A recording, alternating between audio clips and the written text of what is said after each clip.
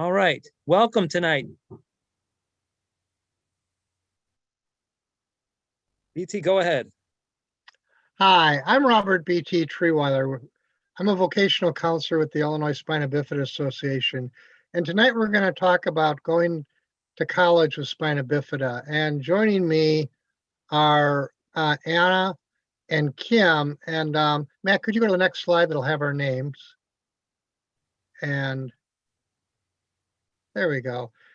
Anna, you want to introduce yourself to people? Sure. Hi, everyone. I'm Anna. I'm a senior at Beloit College. I'm graduating in a couple of weeks with a major in education, youth studies, and a double major in interdisciplinary studies and disability studies. Good. Kim, do you want to say a few words about yourself? Yeah, my name is Kim Liddell, and I'm from Progress Center for Independent Living, satellite office in Blue Island, Illinois.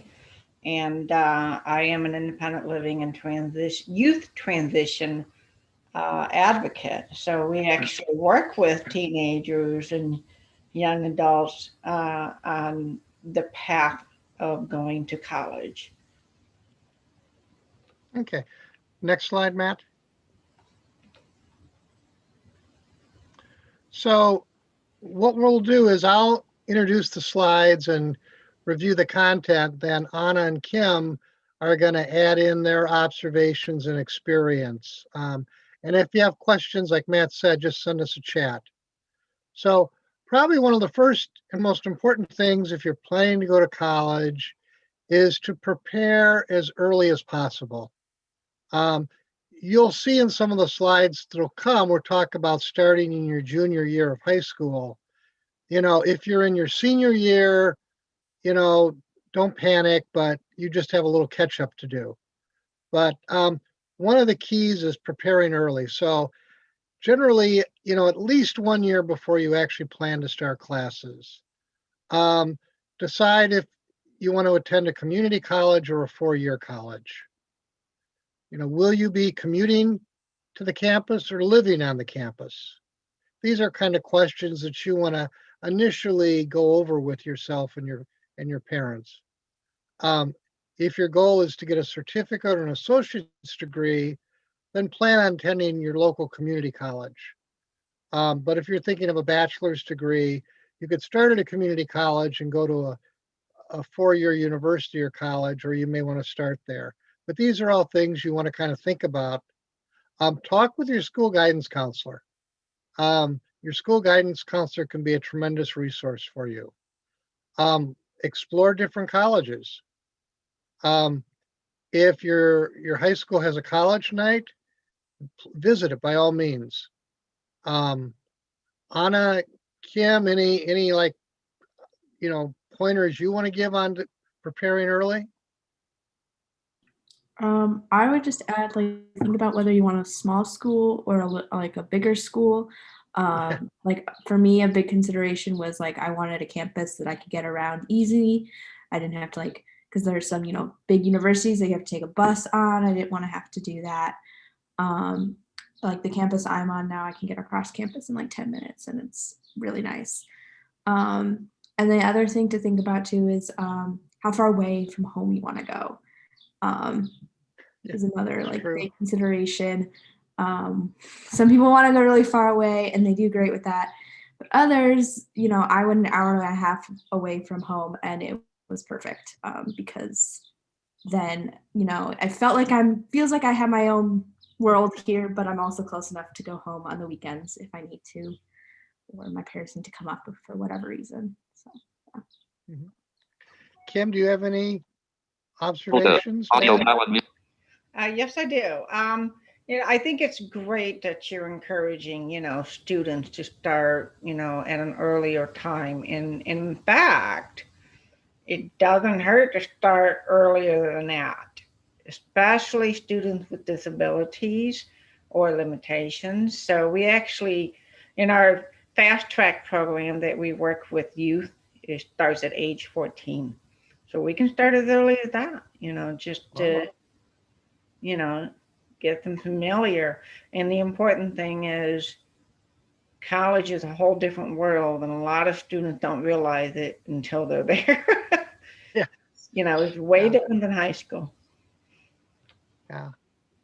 And one last thing about preparing early, and we'll touch on this a little more, is, start researching student financial aid as early as you can. It's never too early for that. You want to go to the next slide, please, Matt? Okay. This is visit college campuses, and I think everybody should visit a campus at least once before they actually attend it. You can do that virtually or you can do it in person. I'm a big in-person person, but um, visit more than one college. Um, Kind of going back to Anna's point, visit a large school, visit a small school, visit a medium-sized school, see what the differences are. You may not realize it till actually you're on campus and you're moving around the campus. You know, a lot of colleges have campus visitation days where they bring in, hundreds of students and parents.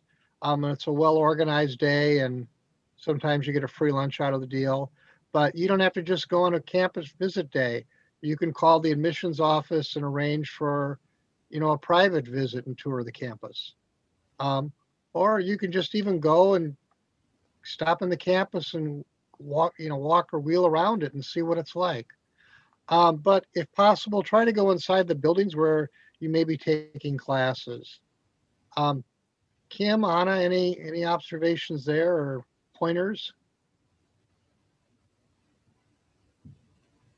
I suggest that buildings and accessibilities are very important, especially for people with, disabilities. So I think it's important to realize and understand that the ADA law and Section 504, it does protect people with disabilities. It does protect students. So it's important to understand, the ADA law, which is the Americans with Disabilities Act, which implements that schools must provide accessibility. So just keep in mind, there should be at least one accessible entrance into each of the buildings that students attend. Anna, what are your thoughts on visiting college campuses? Yeah, I would definitely suggest visiting the campus because most schools will tell you they're accessible, and the reality is they're not. And so you got to go see it yourself. And and it even is simple things like maybe they do have all accessible buildings, but it's super hilly, and you don't want to deal with that every single day. So like think about that thing too. Like don't think about like you're just there for the day. Think about like can I live here every day for 4 years? It's a long time. Yeah. And independently too. You're no longer going to be with a support group that knows you really well either. So I mean, you'll get a new one, but that's another consideration as well. Yes. Next slide, please. Okay, well, when you do visit a campus, and this one's called College Visits slide, kind of to emphasize what we were just kind of reviewing, when you go to a campus, and this is where going in person, you really get to check out, look to see where the parking is for people with disabilities. Where is it located? Is it, close to the buildings that you may be taking your classes in? Is there a campus bus service? Are the buildings have elevators? Are there curb cuts? Are there ramps? Most campuses probably do, but kind of like Anna said, you really want to go there firsthand and check that out. If you're planning to live on campus, you want to visit the dormitory or dormitories where you probably would be living. Not all dorms are accessible, and sometimes the accessible dorms may not be in the most convenient location to where you're taking classes. Um, I just know as an example, like Southern Illinois University, which is a wonderful college, and is very, accessible. And yet one set of accessible dorms is one end of the campus. And if you had classes on the other end, it's going to take you a while to get there. Um, you know, also when you check out the dorm, where are the laundry facilities? You will have to be cleaning your clothes. Unfortunately, your parents won't be there to do it. So we all learn to do our own laundry one way or the other when we go to college. Um, BT, a question from the chat. What happens if the colleges aren't accessible? well, then you would have to decide if you'd want to attend that or not. Kind of Kim was saying, by federal law, they're supposed to be accessible. And I'll be honest, I don't know of a college, that I visited that isn't, but older schools may have less accessibility than newer schools or schools that have done more renovation. But then you have to decide, could I really attend class? If your classroom building isn't accessible, how would you get in? Anna, do you have any comments on that question? Yeah, I do. I actually go to a school that's pretty inaccessible. A lot of the dorms are not accessible. And we have a couple of academic buildings that are also not accessible. But the reason I did choose to go here is because the disability services director here was really good. And disability services in general was really good in the sense of they have made accommodations for me. Like I have found dorms that are accessible and that work really well for me and meet my needs. Like any class I would have had in like an academic building that was inaccessible has been moved even before the class started. So like no one knew that it was even technically moved, type of thing. But I would say that if I looked back at my decision of going to not the most accessible school, I don't know if I would have done it, considering that there has been a lot of moments where I live in an accessible dorm, but I don't have friends that live in an accessible, but I have friends that don't live in an accessible dorm, and that's had to be like a whole thing of trying to figure out how to like go and hang out with them and whatnot. So that is definitely a consideration of like, I definitely was in the mindset of going when I went to school of like, oh, I'm going to just figure it all out and whatever. And I did, but it was also not like great. It would be nice to like not have had to deal with that. So yeah, just I guess something more to think about. Right. One thing I want to make sure that people, you do want to check the location of the dining hall in proximity to where you're staying. Not all dining halls are in the same building that you may have a room in. Some people are lucky and their dining hall is, down the corridor or, on the ground level. But I've seen campuses where there'll be like one dining hall and several dormitories, feed into it. And you'd have to go outside. And of course, you have to think in winter, you're going to be going outside, you want to get, the dining hall. So you want to check that out. Also, you should visit the college's library, their bookstore, the fitness center. Most colleges have fitness centers now, the student center. You want to check these all out because these are where, the library you should be going to all the time because you're going to be a good student. The bookstore to buy your books, but you want to also go to the fitness center and the student center to socialize.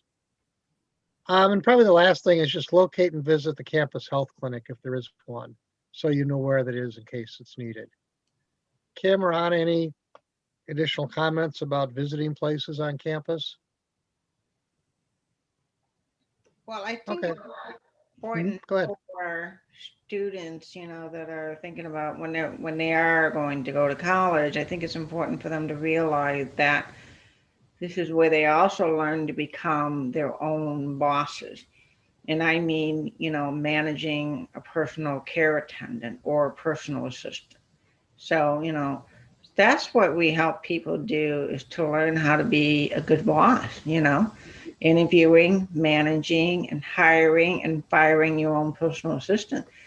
Some of you are going to need that, on campus to help with some or many or a lot of daily care, that you need. It's important to feel empowered and to be in charge, of managing your daily living. Good point. Next slide, Matt. Okay, kind of reiterating a little bit what we're talking about. So if living on campus, you also want to visit the neighborhood or the town that the college is in. Check out where the closest pharmacy is. Where are some off-campus restaurants, the fast food places? Believe me, you'll get tired of dormitory or dining hall food really quickly. At least I did. Locate a convenience store, a grocery store. Where is the local Target or Walmart, and how do you get there? I mean, some colleges have bus routes to those. Also, where's the bank or ATMs? A lot of colleges have an ATM on campus, but it may not be your ATM. So you want to find, because you do need money. And so these are places to kind of check out in the neighborhood, because not only for the campus itself, but you want to get a feel for the surrounding area, because, as Anna kind of said, you're there for 4 years. You're just never going to be on campus 100% of the time. You're going to want to go into town or go out to dinner with friends or go to the grocery store and buy some, extra food, or go to Target or Walmart. So, T. Anna, any suggestions from you on places to look at? And BT, we also have a follow-up question for Kim about personal assistance when we have a quick moment before we get too far. We're going to touch it. There's another slide coming up where I think great. we're going to touch a little bit, and we'll make sure to cover it in that. Thank you. Okay, let's go to the next slide.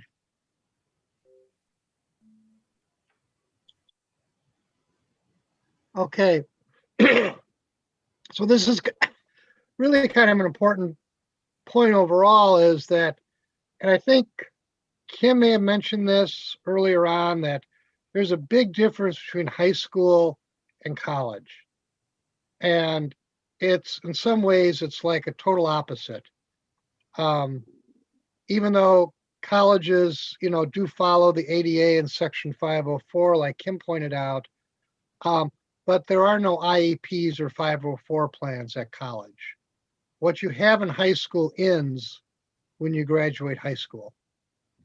Colleges have accommodations, but you have to request them, especially the academic accommodations. They just don't automatically provide those to you.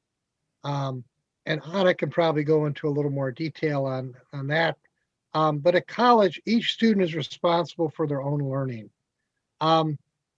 Your professors, instructors, don't really get to know you as well as like in high school, when you're in the same classroom day after day, and they really get to know you, and they may take a personal interest in you.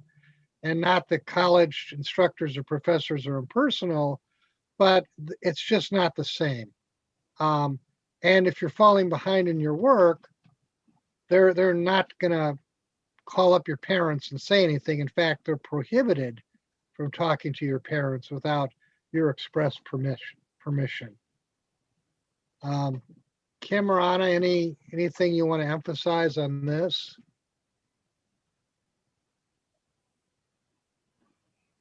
I do want to mention something. So in high school, we're used to having our parents do the advocating, whether it's our parent, a guardian, a grandparent. In college, that's gone. That's gone unless you sign a release allowing the college to communicate with your parent or guardian. So, this is where, we want people to feel empowered, and to know what to expect. You are the adult. You're going to wear the big pants now. So, and do need to advocate. And another thing that's very important is if you don't register with the office, with the Disability Resource Center, that you have a disability and that you have some accommodation needs.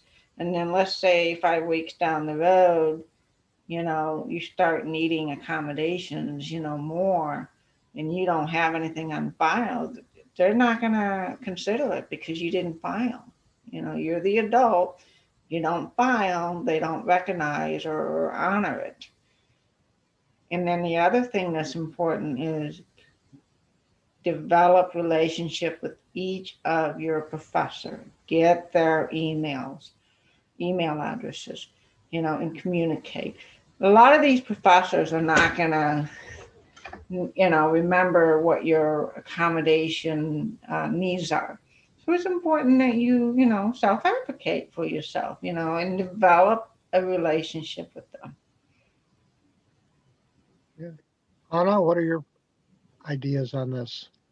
Yeah, I was also going to say to develop a good relationship with your professors, but also develop a good relationship with the disability services director.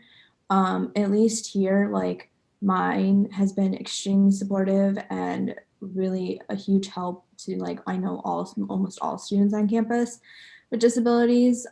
So like if you ever have a professor that's not, is not honoring your accommodations, like it's the disability services director's job to help you with that, and make sure that they're following, your accommodations, because it falls under the ADA and Section 504. Like it's a law, and like yes, you may have to initiate that, but it's disability services job to help you like really argue that. So use them. Don't be afraid to ask for help when it comes to that. What was else what I was gonna say? Well, let me piggyback on that, Anna, really quick. Yeah. You have to be the one asking for it. Yes. So if you don't ask for the help, you're probably not going to get it. Yeah. I'm sorry, Anna, go ahead. Sorry, I was just reading this chat, and I can answer some of those questions. So yeah, when you register, you want to register with disability services. So as soon as you apply and you get in, I would suggest registering with disability services right away, and make sure that they know who you are, what your disability is. I met with them multiple times before I even started freshman year. Like I met with them almost every time I visited Beloit College, and I visited 4 times before I actually came here. So yeah, get to know your disability services, and register early with them so that there's not issues later on. Next slide.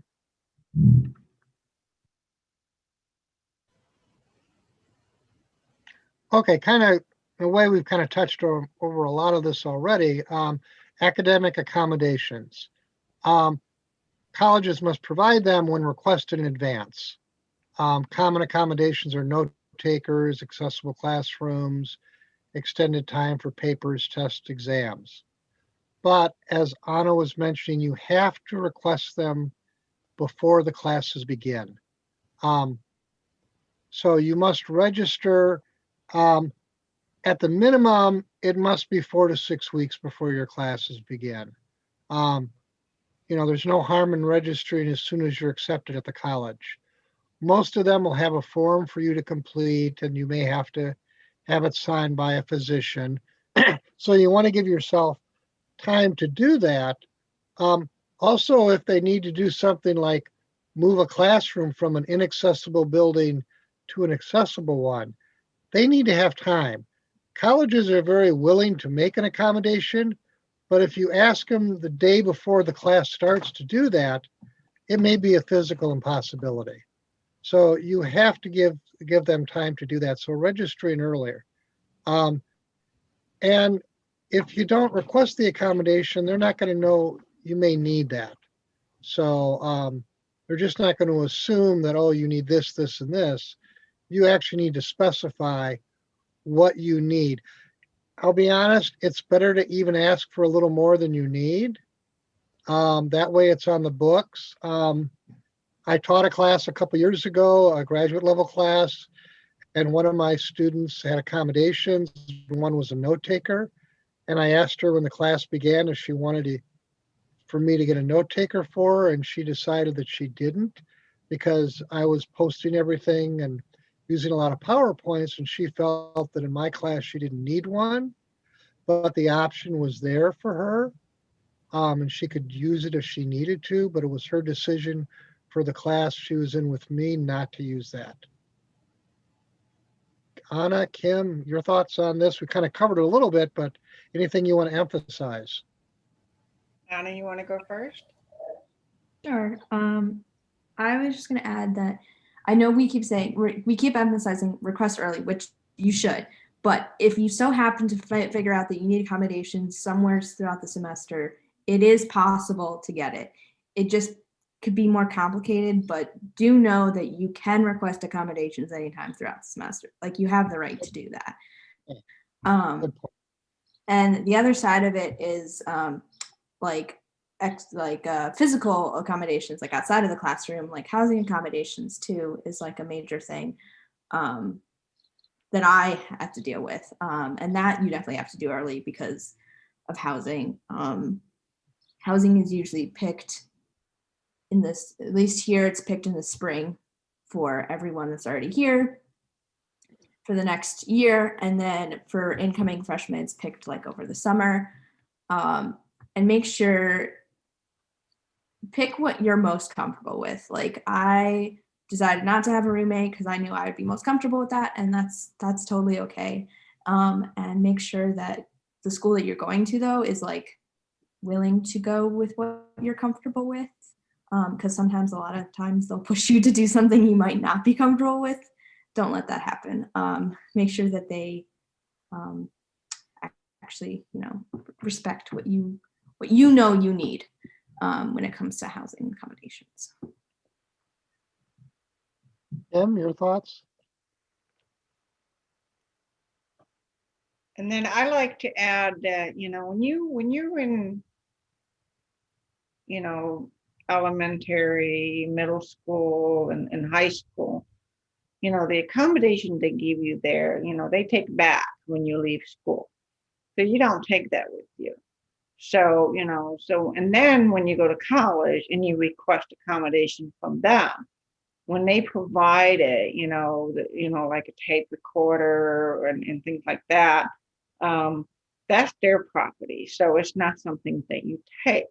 So another thing that there is a resource from the state of Illinois, which is Division of Rehabilitation Services.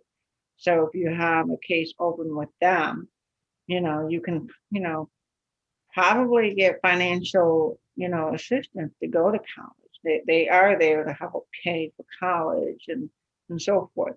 But anyway, I don't want to get too far off track, but the point is, Division of Rehabilitation Services, if they buy your equipment, you get to keep it, versus the college giving you the equipment.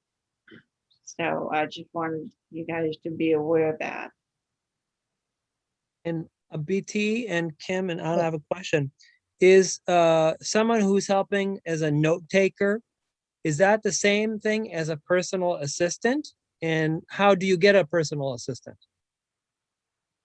No, it's not the same thing. Okay, I A agree. note, That's correct. So there's that dividing line, that's where if you need personal assistance or personal care attendant, for other things, for personal care and just, getting around or transferring in the bathroom, that the college does not provide. Right.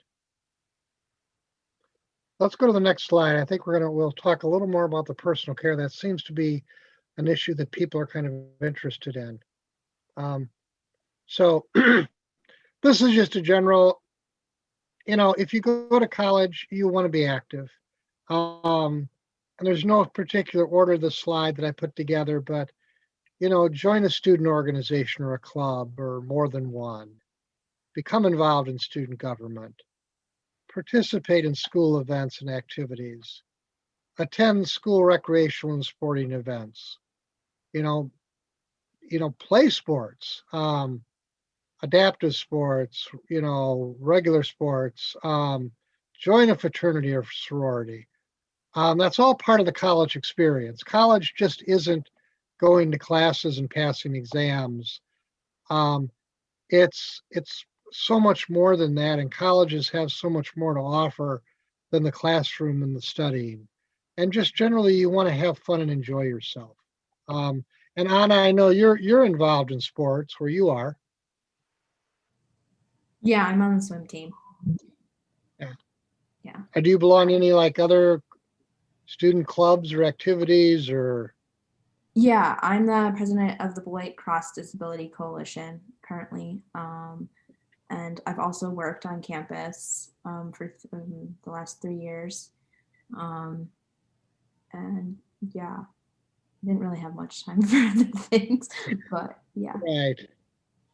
But, getting out and participating in activities and stuff, that's a meaningful part of the college experience. Yeah. There's so many things. What are your thoughts on being active in college?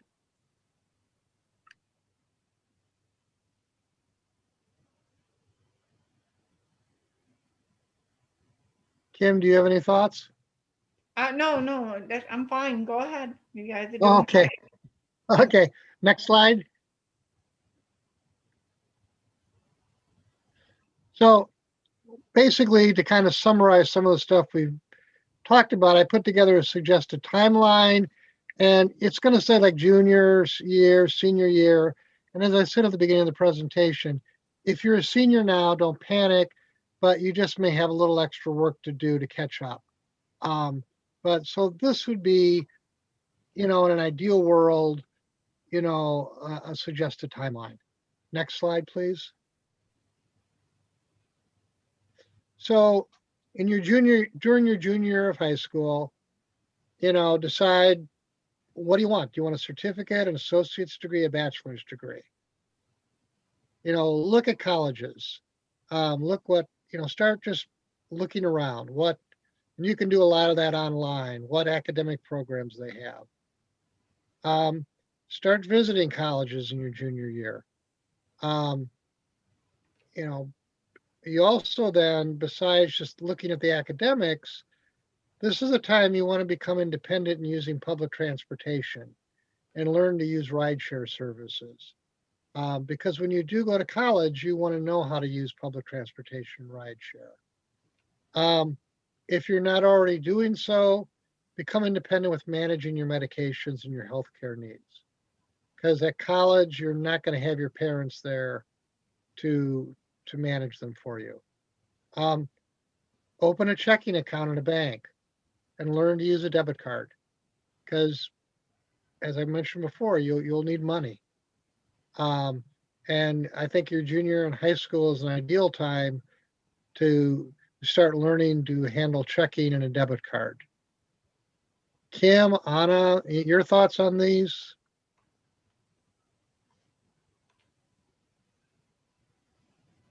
I agree with, everything that you're saying. It really is so important to start early, and, people with disabilities have extra things to worry about than compared to students that don't have a disability and don't have accommodation, needs. So, we do have the burden of, lining more things up, and that, I just want to cover real quickly. That includes, if you need a personal assistant, whether even if it's just 5 or 10 hours a week, or more than that, you need, you want Division of Rehab Services to open up an account where, a case, so that you can receive home services program. And then you can, start, interviewing, managing, hiring and firing, so forth. And the other thing is, I don't know how it is across the whole state of Illinois. But like in Chicago, if you are going to go to college in Chicago, there is an accessible taxi program, so you can, there are taxis that are accessible for people with wheelchairs if you are in a wheelchair. And so that's available. I just wanted you guys to be aware of that. Anna, your thoughts about what to do during your junior year of high school? I would agree with all this too. But also, I mean, I just want to know, like, just know that you guys, like, you'll be prepared. Obviously start all this early, but also just know, like, people with disabilities are adaptable. Like, we always figure it out one way or another. So you'll be fine. Okay.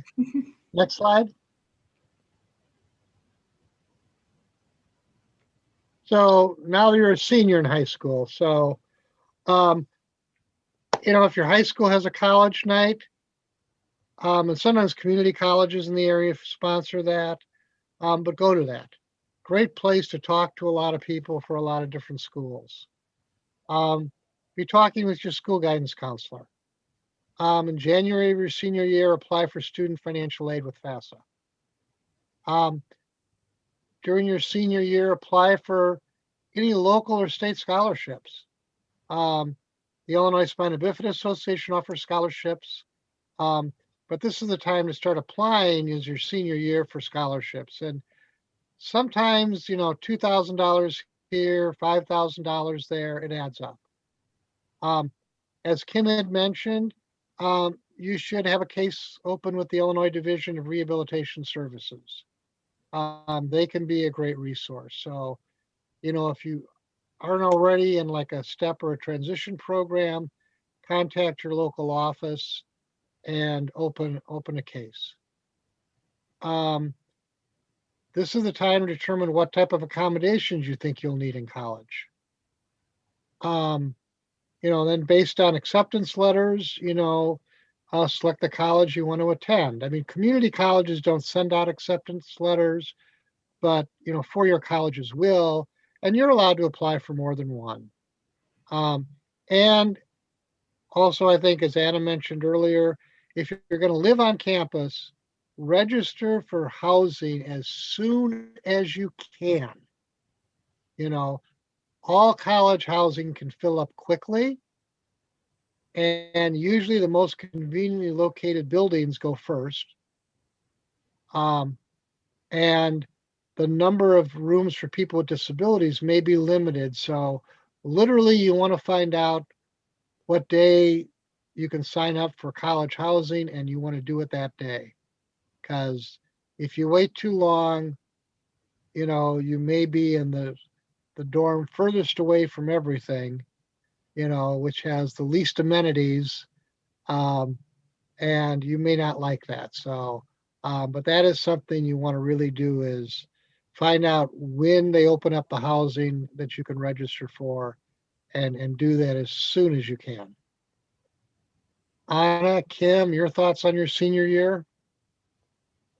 Well, to add to the housing part, I would say make sure you're talking to disability services if you need housing accommodations, because usually if you talk to them, they'll make sure that there are accessible housing reserved for you.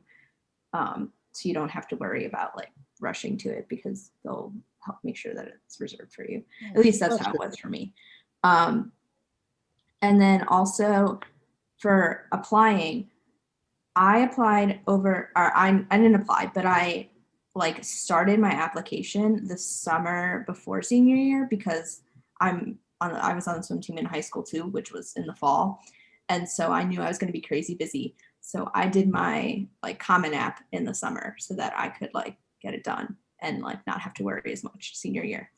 So there's a tip there. Okay, good. Yeah. Kim, your thoughts on the senior year in high school?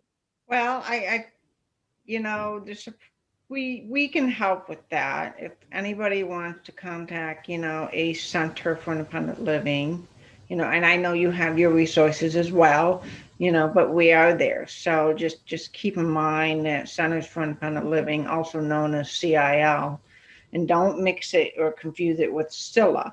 You know, it's not the same thing. So CIL, we have a network across the state of Illinois and as well as across the country. So we can, you know, we can help with all of the above, you know, researching and exploring and so forth. But we do encourage earlier than, you know, junior. Okay. Next slide. So this is the summer after you graduate high school. So if you haven't already registered with the Disability Service Office, you want to do it during the summer. And I would say at least 6 weeks before the classes begin, you know, just to make sure all the paperwork's in and everything.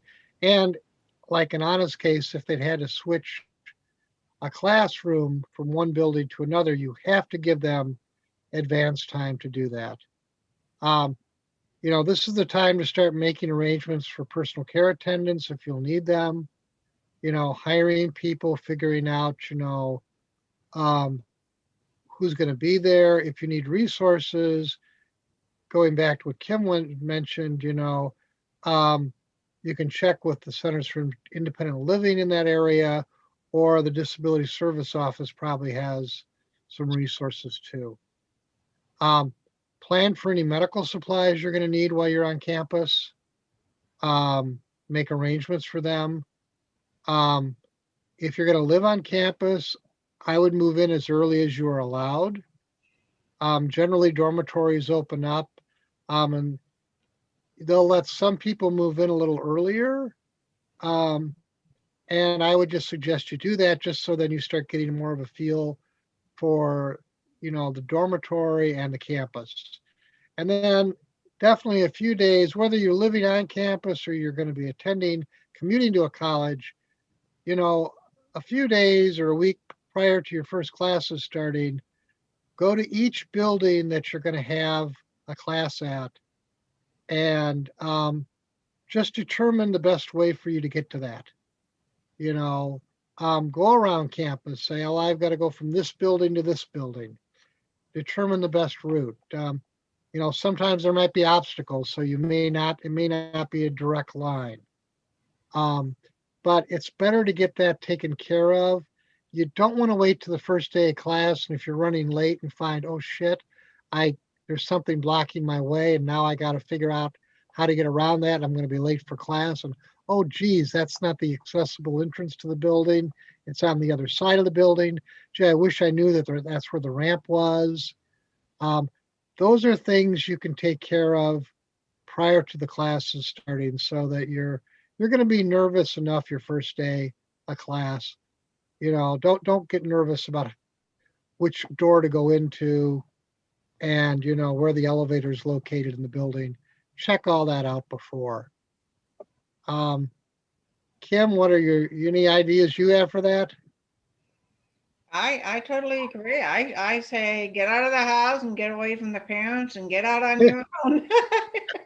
You know, but part of that is the learning curve to be more independent, and it's going to force you right into it where you gotta start being independent. Yeah.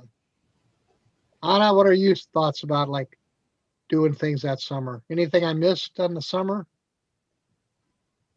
I don't think so. Yeah, I don't think I have anything to add. Okay. I Anna, I have a question. Did you move in early? Yes, but not like all of the freshmen. The way that Beloit does orientation is the freshmen come a week before. So I moved in with like just freshmen. So it wasn't like everyone was on campus. And we had like a whole week of doing like